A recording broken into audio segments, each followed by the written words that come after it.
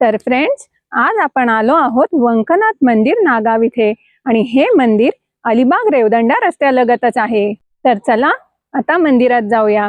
मंदिराच्या आवारात पाऊल टाकताच एक वेगळीच शांतता जाणवते। आजूबाजूला हिरवळ, आकर्षक मंदिर रचना आणि आल्हाददायक वातावरण खरंच मनाला प्रसन्न करून टाकतं।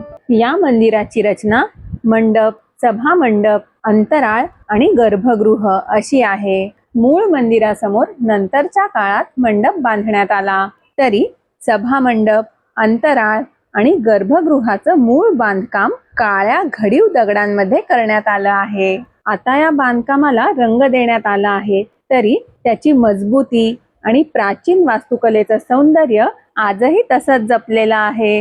आज सुद्धा हे बांधकाम अतिशय मजबूत आणि आकर्षक दिसतं। सभा मंडपाचं हे सुंदर पाषाण प्रवेशद्वार आणि वरच्या बाजूला विराजमान असलेली श्री गणेशाची मूर्ती पाहताच त्या काळातील अप्रतिम शिल्पकलेची प्रचिती येते। सभा मंडपात प्रवेश केल्यानंतर समोरच बसलेले नंदी महाराज आपल्याला दर्शन देतात। अखंड काळ्या पाषाणातून घडवलेली ही देखणी मूर्ती अत्यंत आकर्षक आहे। नंदी महाराज भक्तांच्या प्रार्थना महादेवांपर्यंत पोहोचवतात। या श्रद्धेने भाविक प्रथम त्यांचं दर्शन घेतात। सभा मंडपातून पुढे जाताना अंतराळाच्या भिंतीमध्ये सुंदर कोनाडे दिसतात। या कोनाड्यांमध्ये काळ्या दगडात घडवलेल्या गणपती बाप्पा आणि भैरवनाथ यांच्या मूर्ती विराजमान आहेत। या दोन्ही मूर्ती अतिशय देखण्या असून मंदिराच्या धार्मिक परंपरेचं महत्त्व अधोरेखित करतात। या प्रवेशद्वारातून आपल्याला श्री वंकनाथाचं पवित्र दर्शन होतं।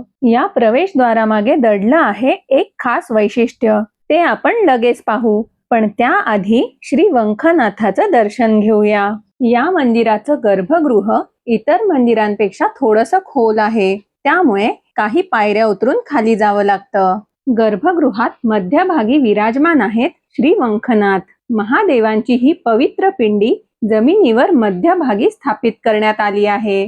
पिंडीवर धातूचं सुंदर आवरण असून त्यावर नागाची प्रतिमा आहे। महादेवांच्या समोरच्या कोनाड्यामध्ये काळ्या पाषाणात घडवलेली माता पार्वतीची सुंदर मूर्ती विराजमान आहे। महादेव आणि पार्वती मातेचं एकत्र दर्शन झाल्यावर मनाला एक वेगळीच समाधानाची अनुभूती मिळते।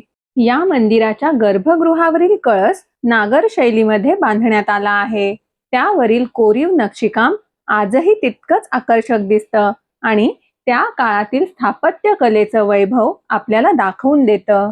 आता मी तुम्हाला या गर्भगृहाच्या प्रवेशद्वाराचं खास वैशिष्ट्य सांगते। या प्रवेशद्वाराकडे नीट पाहिलं तर त्यावर कोरलेली सुंदर शिल्प क्षणात लक्ष वेधून घेतात। प्रत्येक शिल्पातून त्या काळातील कलाकारांचं अप्रतिम कौशल्य आणि कल्पकता दिसून येते। प्रवेशद्वारावरचं सुंदर नक्षीकाम, द्वारपालांची शिल्प आणि वर कोरलेली श्री गणेशाची मूर्तीही या मंदिराचं सौंदर्य आणखी खुलवतात। विशेष म्हणजे या शिल्पांमध्ये भगवान श्रीकृष्णाच्या जीवनातील काही प्रसंग अतिशय सुंदर पद्धतीने साकारले आहेत। मुरली वाजवणारे श्रीकृष्ण, त्यांचे सवंगडी आणि समोर उभी असलेली गोमाता। शिव मंदिरात भगवान श्रीकृष्णाला इतकं मानाचं स्थान मिळणं हेच या मंदिराचं एक वेगळं आणि अनोखं वैशिष्ट्य मानलं जातं। म्हणूनच हे मंदिर स्थापत्य कला आणि धार्मिक परंपरेचा सुंदर संगम मानलं जातं। मंदिराच्या बाहेर येताच सर्वप्रथम नजरेत भरते ती भव्य दीपमाळ आणि समोरची प्राचीन दगडी पुष्करणी, जी या मंदिराचं सौंदर्य आणखी खुलवते। ही भव्य दगडी पुष्करणी साधारण 50 फूट लांब आणि 50 फूट रुंद असून चौरसाकृती आहे। ही प्राचीन पुष्करणी काळ्या घडीव दगडांनी बांधलेली आहे। फक्त बाहेरूनच नाही, तर या पुष्करणीच्या आतील भागातही पाषाणात कोरलेली सुंदर शिल्प पाहायला मिळतात। उन्हाळ्यात पाण्याची पातळी कमी झाली की ही शिल्प अधिक स्पष्ट दिसतात। चारही बाजूंना केलेलं कोरीव नक्षीकाम त्या काळातील उत्कृष्ट स्थापत्य कलेची साक्ष देतं। पुष्करणीत उतरण्यासाठी दोन्ही बाजूंनी दगडी पायऱ्या आहेत आणि या पुष्करणीचं आणखी एक खास आकर्षण म्हणजे इथली कासवं। शांतपणे पाण्यात विहार करणारी ही कासवं पाहताना मन अगदी प्रसन्न होतं। निसर्ग आणि अध्यात्म यांचा सुंदर संगम इथे अनुभवायला मिळतो। गणेश चतुर्थीच्या काळात या पुष्करणीला आणखी विशेष महत्त्व प्राप्त होतं, कारण याच ठिकाणी श्री गणेशाचं विसर्जन केलं जातं. पूर्वी मंदिर आणि दीपमाळ एकाच परिसरात होते, पण नंतर या परिसरातून रस्ता बांधण्यात आला. त्यामुळे आज मंदिर आणि दीपमाळ रस्त्याच्या दोन बाजूंना दिसतात. या भव्य दीपमाळेबद्दल एक अतिशय वैशिष्ट्यपूर्ण गोष्ट सांगितली जाते. या दीपमाळेच्या अगदी वरच्या टोकावर दिवा लावला की त्याचा प्रकाश थेट मंदिराच्या गर्भगृहात जाऊन पार्वती मातेच्या मुखावर पडतो. त्या काळातील स्थापत्य कला आणि अचूक नियोजनाचा हा एक अप्रतिम नमुना मानला जातो. पुण्यश्लोक अहिल्याबाई होळकर यांच्या जीर्णोद्धार केलेल्या मंदिरांमध्ये नागावचं श्री वंखनाथ मंदिरही गणलं जातं. 1763 मध्ये हे मंदिर केशव महाजन यांनी पुण्यश्लोक अहिल्याबाई होळकर यांच्या निधीतून बांधले होते आणि या मंदिराचा जीर्णोद्धार 1790 मध्ये करण्यात आला होता. श्री वंखनाथ मंदिर हे फक्त ऐतिहासिकच नाही, तर आजही हजारो भाविकांच्या श्रद्धेचं महत्त्वाचं स्थान आहे. इथे दररोज नियमित पूजा आणि आरती केली जाते. प्रत्येक सोमवारी भाविक दर्शनासाठी येतात, पण श्रावण महिन्यातील सोमवारांना तर इथे भक्तांची विशेष गर्दी पाहायला मिळते. या मंदिरातील सर्वात मोठा आणि भक्तिमय उत्सव म्हणजे महाशिवरात्री. महाशिवरात्रीच्या दिवशी श्री वंखनाथाची भव्य पालखी मोठ्या उत्साहात गावातून काढली जाते. कोकणातील पारंपरिक वाद्यांचा निनाद, हर हर महादेवचा जयघोष आणि भक्तांचा उत्साह संपूर्ण गाव भक्तिरसात न्हाऊन निघतं. गणेश चतुर्थीच्या काळातही या मंदिराचं महत्त्व आणखी वाढतं. मंदिरासमोरील प्राचीन दगडी पुष्करणीत श्री गणेशाचं विसर्जन केलं जातं.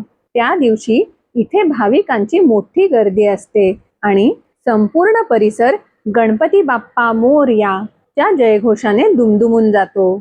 इतिहास, श्रद्धा आणि परंपरा याचा सुंदर मिलाप असलेलं हे मंदिर वर्षभर भाविकांनी गजबजलेलं असतं. जर तुम्ही अलिबाग, नागाव, आक्षी, चौल, रेवदंडा किंवा मुरुडला फिरायला येणार असाल तर या सुंदर आणि ऐतिहासिक मंदिराला नक्की भेट द्या. हे मंदिर अलिबाग शहरापासून साधारण 10 किलोमीटर अंतरावर आहे आणि नागाव बीचवरून इथे अवघ्या 10 मिनिटात पोहोचता येतं. अलिबाग, रेवदंडा आणि मुरुडवरून इथे येण्यासाठी एसटी बसची सुविधा उपलब्ध आहे. तसंच प्रायव्हेट गाड्यांनी सुद्धा मंदिरापर्यंत सहज पोहोचता येतं. या मंदिरात आल्यावर फक्त दर्शनच होत नाही, तर कोकणाचा इतिहास, अप्रतिम स्थापत्य कला, शांत निसर्ग आणि भक्तीचा सुंदर अनुभवही मनात कायमचा साठवून ठेवता येतो. मी जेव्हा इथे गेले होते ना, तेव्हा इथे रिमझिम पाऊस पडत होता. माझ्यासाठी हा अनुभव खूपच खास होता. मंदिरातील शांत वातावरण, प्राचीन दगडी बांधकाम, सुंदर शिल्पकला, समोरची भव्य पुष्करणी, दीपमाळ आणि श्री वंखनाथाचं प्रसन्न दर्शन, हे सगळं मनाला एक वेगळीच सकारात्मक ऊर्जा देऊन गेलं.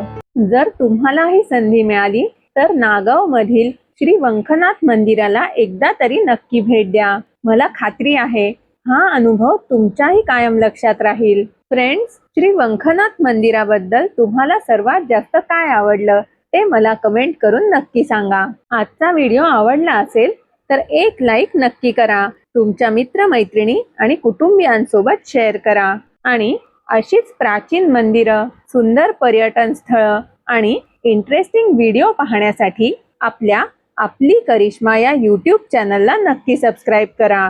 तसंच बेल आयकॉन दाबायला विसरू नका, म्हणजे माझ्या येणाऱ्या प्रत्येक नवीन व्हिडिओचे नोटिफिकेशन तुम्हाला सर्वात आधी मिळेल. Thank you for watching video. लवकरच भेटूया एका नवीन आणि भन्नाट व्हिडिओमध्ये. तोपर्यंत मस्त रहा, मजेत रहा आणि हसत रहा. ओम नमः पार्वती पतये, हर हर महादेव.